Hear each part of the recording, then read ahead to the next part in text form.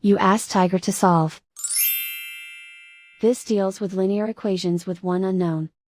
The final result is x equals 3. Let's solve it step by step. Group all x terms on the left side of the equation. Subtract 11x from both sides.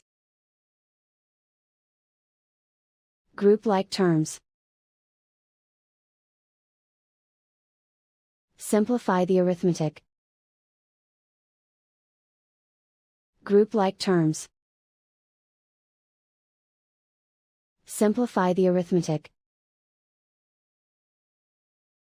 Group all constants on the right side of the equation. Subtract 47 from both sides. Simplify the arithmetic.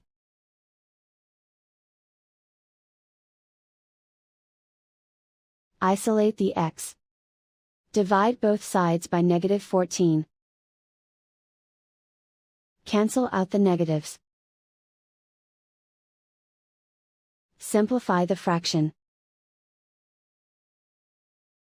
Cancel out the negatives. Find the greatest common factor of the numerator and denominator.